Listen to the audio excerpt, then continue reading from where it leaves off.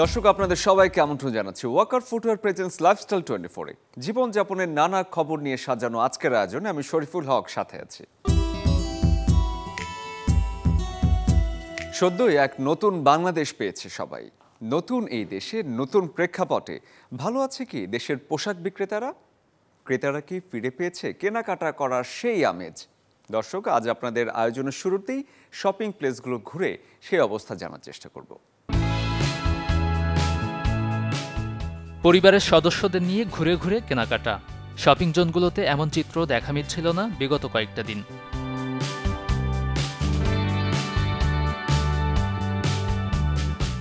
নীরবতা ভেঙে আবারও জমতে শুরু করেছে কেনাকাটা। রাজধানীর বিভিন্ন মার্কেটে ভিড় করছেন ক্রেতারা।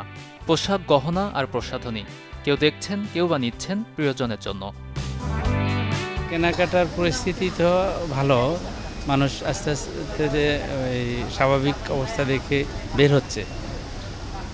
আর আমিও বাচ্চাকে নিয়ে মূলত ঘুরতেই বের হয়েছি। বের হয়ে ঘোরার মধ্যে কেনাকাটা আর কি।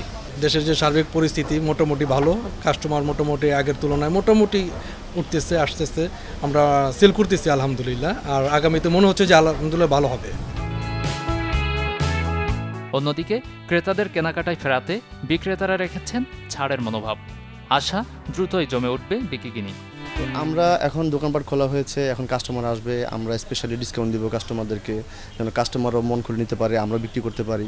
বলা যায় গতানুগতিক যে বিষয়গুলো ছিল, কারণ কাস্টমার ছিল, এখান থেকে কাস্টমার একটু কম। আশা করি যে সামনে পরিস্থিতি ঠিক হবে এবং আমাদের সেলটা আগের মতো আগের ধারে চলে আসবে। আর আন্দোলন সংগ্রামে দেশের বর্তমান যে পরিবর্তন, তা ব্যবসা ক্ষেত্রে ইতিবাচক ভূমিকা রাখবে বলে মনে করছেন ব্যবসায়ীরা।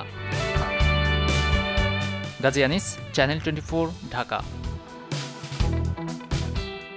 আচ্ছা, আমি কি একটু বেশি কথা বলি? সামনের মানুষটা কি ভাবছেন আমাকে নিয়ে? ডানে যাব নাকি বাঁ দিকে যাব? এসব উল্টোপাল্টা চিন্তা ভাবনা ভাবতে ভাবতে সময় চলে যায়। পুরো এই বিষয়গুলোকে একসাথে বলা হয় ওভার থিঙ্কিং। যে কোনো পরিস্থিতিতে ওভার থিঙ্কিং নিয়ন্ত্রণ করা খুব জরুরি। কিভাবে বন্ধ করবেন এই অতিরিক্ত ভাবনা, বিশেষজ্ঞের পরামর্শে জানবো তা। আমাদের জীবন যাপনের জন্য এবং আমাদের ভবিষ্যৎ পরিকল্পনার জন্য চিন্তার প্রয়োজন আছে, চিন্তা করতে হবে। কিন্তু সেই চিন্তাটি যেন অধিক চিন্তা না হয়, যেটাকে আমরা ওভার থিঙ্কিং বলি, যেই চিন্তাটি তার যাপিত জীবনকে, ব্যক্তিগত জীবনকে সবসময় ব্যতিব্যস্ত করবে এবং নেতিবাচকভাবে প্রভাবিত করবে। ফলে চিন্তার সীমাবদ্ধতা থাকতে হবে, চিন্তার জায়গাটিতে একটা জায়গায় লাগাম টানতে হবে। ছোট্ট বিষয় নিয়ে আমি লম্বা চিন্তা করব না, কিন্তু বড় বিষয় নিয়ে আমাকে বড় চিন্তা করতে হবে। সব বিষয় নিয়ে যেন আমরা ওভার থিঙ্কিং না করি। সব বিষয় নিয়ে ওভার থিঙ্কিং আমাদেরকে এক ধরনের অবসেশনের মধ্যে নিয়ে যাবে, অর্থাৎ যেটাকে আমরা বলি একটা বাধ্যতাধর্মী চিন্তার মধ্যে নিয়ে যাবে, যেটি আমাদের একটি মানসিক চাপের কারণ হতে পারে।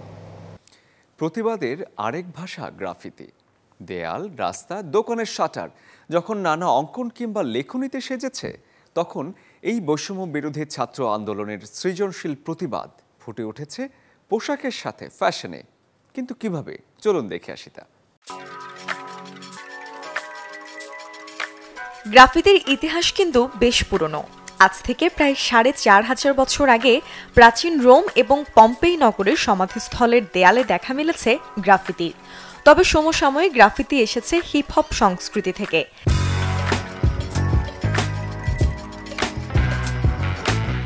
গ্রাফিতি সদ্য ঘটে যাওয়া বৈষম্য বিরোধী ছাত্র আন্দোলনের একটি সৃজনশীল প্রতিবাদ কর্মসূচি হিসেবে পরিচিত। ফ্যাশনে গ্রাফিতি বেশ নতুন একটি উদ্ভাবন। সৃজনশীলও বলা চলে, মানবতা এবং প্রতিবাদের কথা বলে।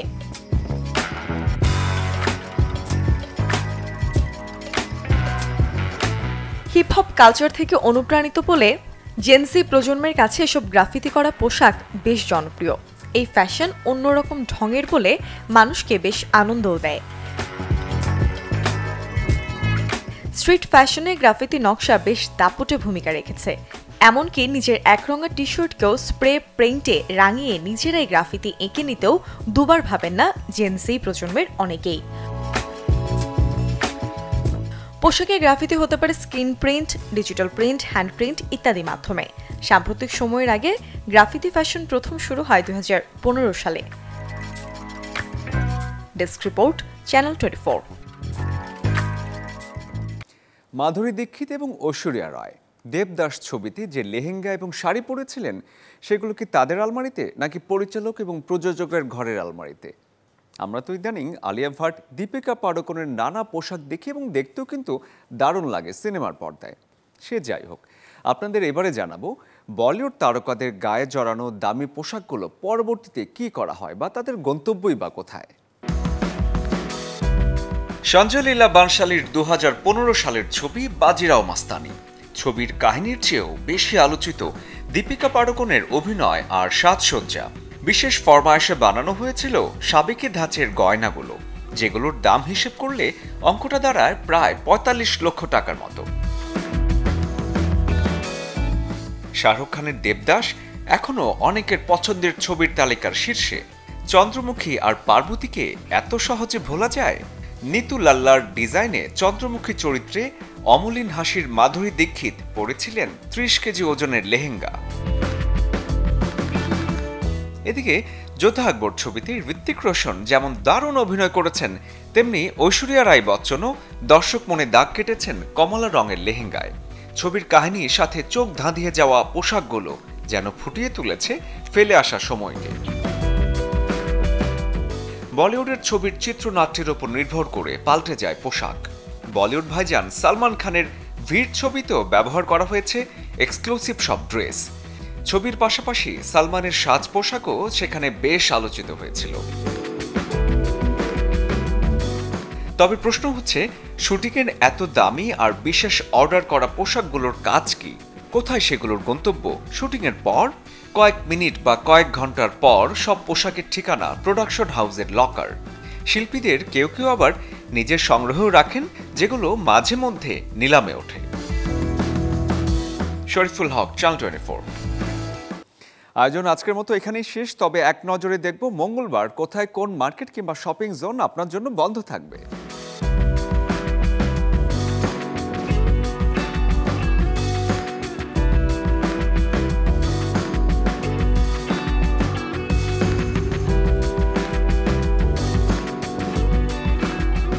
দর্শক, এই ছিল ওয়াকার ফুটওয়্যার প্রেজেন্টস লাইফস্টাইল 24 এর আজকের আয়োজন। জীবনযাপনের নানা খবর নিয়ে দেখা হবে আগামীকাল ঠিক একই সময় চ্যানেল 24 পর্দায়।